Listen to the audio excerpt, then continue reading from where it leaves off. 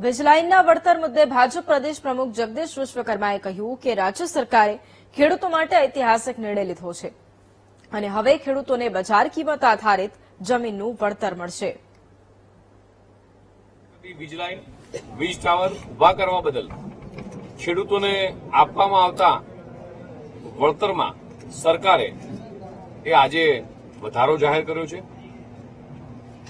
આ નિર્ણયથી રાજ્યના લાખો ખેડૂતોને તેમની જમીનનું યોગ્ય બજાર આધારિત વળતર મળવાનું છે।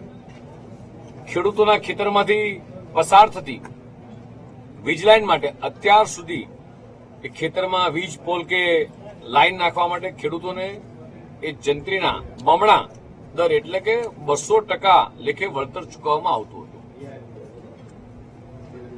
તે પરત્વે વિવિધ ખેડૂત સંગઠનો દ્વારા મળતી રજૂઆતો અન્વયે માનનીય મુખ્યમંત્રી ભૂપેન્દ્રભાઈ પટેલ અને એમની ટીમ દ્વારા એક મોટો સુધારો કરી અને જંત્રી આધારિત નહીં પરંતુ જમીનના પ્રવર્તમાન બજાર ભાવના બમણા ભાવ ચૂકવવાનો ખેડૂતલક્ષી નિર્ણય કરવામાં આવ્યો છે।